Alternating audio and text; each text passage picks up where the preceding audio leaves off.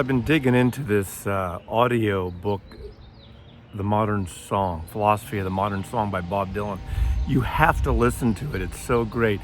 I'm realizing that Dylan, he does this sort of vocal style of his speaking that's very much like wordy, very much repetitive, wordy, beat poetry-like, almost something like if you've ever heard Jack Kerouac speak. I think a lot of people who have never heard Jack Kerouac are surprised when they hear his East Coast accent. You think he would be a little more, I don't know, beatnik-like or whatever, but it's not that at all. From the Beat Generation, it's not that. It's very working class.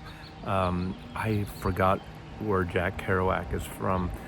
But Dylan does a lot of these repetitive words when he's describing the song. Now, again, as I said, if you watched the video yesterday, there are actors like Helen Mirren and Jeffrey Wright and musicians like Jack White and several others who read the segments, John Goodman also, that read the introduction. Sometimes Dylan will talk about the actual song, what makes up the song. Sometimes he'll go on this obtuse philosophical dissertation on what that whole thing means. One of the songs I just heard was the great song he talks about, Edwin Starr singing War from 1970. Now, they don't play the songs in here. I'm sure there's a Spotify playlist somewhere, or actually when I get home, I think I want to make a playlist of all these songs, because it's really a wide range of songs from Charlie Patton to Don't Let Me Be Misunderstood, the version, even though it's about the song, but he'll talk sometimes about the artist's interpretation of the political version it became of Nina Simone. Of course, we know the Animals had a huge hit of it in 1965 as well, or late 64, 65. What a great song that is. But the song War, I recall it was on a Temptations album, the 1970 album early that year, and it's an anti-war song, a Psychedelic Shack album. And some at Motown wanted it to be a single, but it was a little too political for the audience, they felt. The Motown had gotten a big white audience also, and there's a lot of middle-class black audiences. They didn't want that in-your-face politics of a song. And a few months later, Edwin Starr records it, more ballsy, more intense, and it becomes a #1 hit, a huge hit. The first big hit for Edwin Starr, he was really almost like a B-level Motown artist prior to War, but that's become such an amazing song, and in a way kind of kicked off that whole political side that Motown, of course, would later have with Stevie Wonder and the social music of Marvin Gaye and others too. So, and the Temptations as well. That seemed to be sort of a groundbreaking song there. So I continue listening to these Dylan essays on the philosophy of modern music. Again, download the audiobook.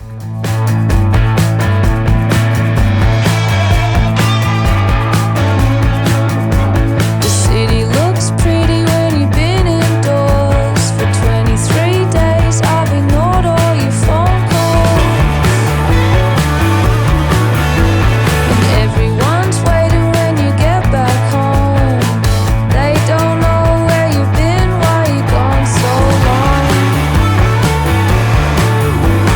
Friend Street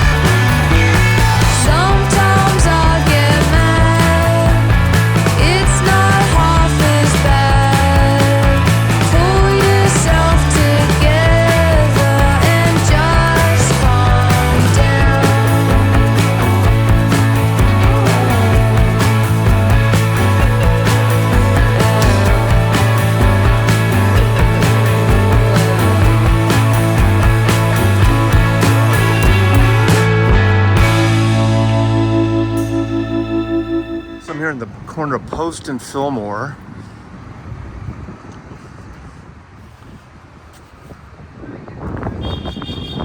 Bill Graham mural. The next block down there is where Winterland was, on the next corner on the left, on the next, one of the great venues from the 1960s, 1970s. Here's the Boom Boom Room. This was originally opened by John Lee Hooker. It was his club. Obviously, he's long gone. There's music here. It's a great bar. Check it out. It's right across from the Fillmore, the original Fillmore Auditorium. It's a venue again.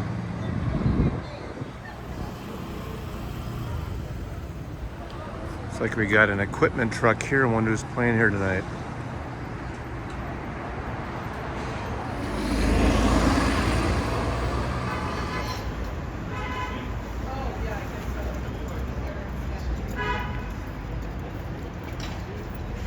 San Francisco record shops. You know, as much as I love Amoeba here, and I do, you have to go to it if you've never been there before, just for the sheer size and scope.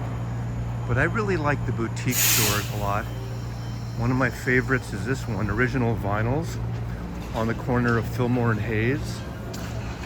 Here.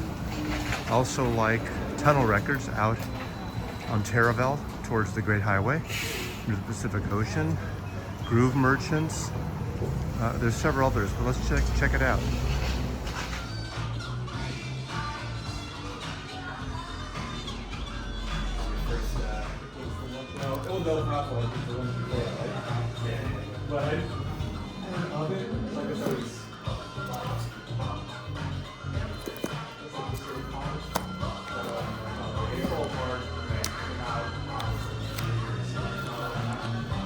Great record, great record.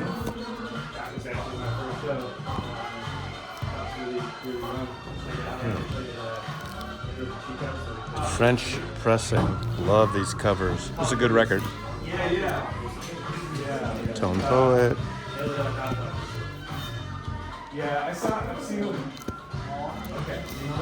Not avant-garde. Their records are so cheap. You need to buy these records. They're great records. MJQ. Oh, this is a good record.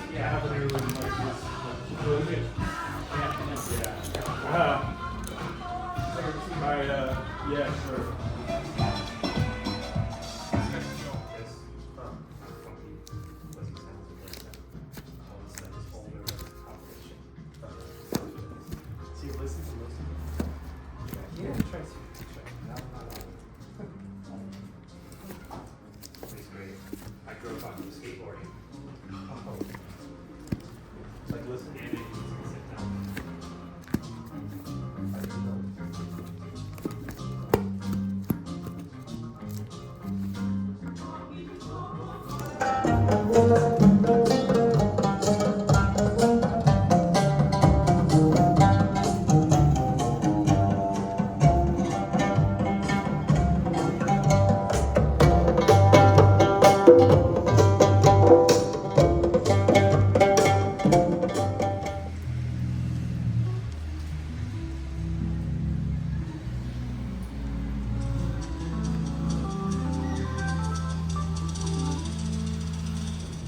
So I think I have a lot of people from out of the country and especially out of California, out of San Francisco, who watch these. So if you're a tourist and you go to Originals Vinyl, come to for the records tour. Walk up one block and you can see the Painted Ladies here, and downtown scenes downtown behind the Painted Ladies there. Those are those Edwardian, they're not Victorian, Edwardians. This is Alamo Square. When my mother was a teenager, she used to play tennis at the tennis courts here.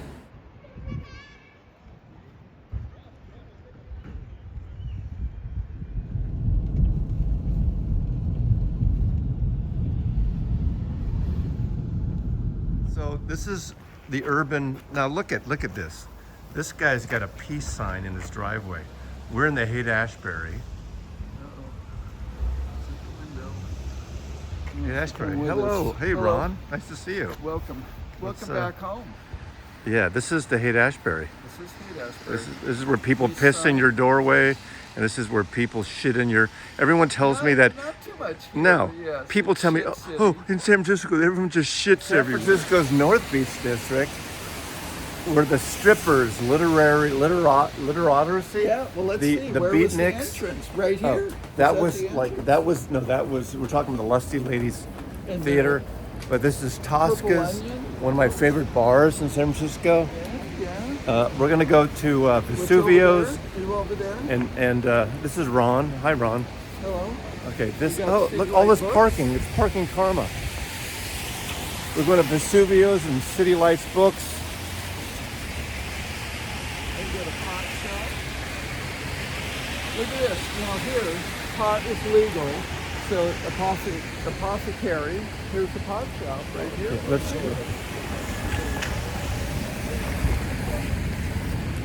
We're going to see if this works out. Where are you? Just It's imagine raining. if, It's like Seattle weather. We're going to Vesuvius. I don't know what to say about this, but we'll leave it at that for now. Is that enough, Ron? Okay. We're leaving it. We're leaving it. That's enough.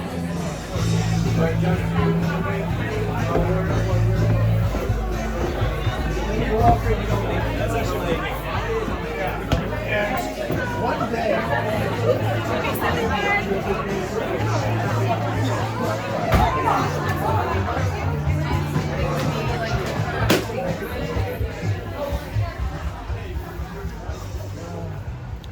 It might be closed. No?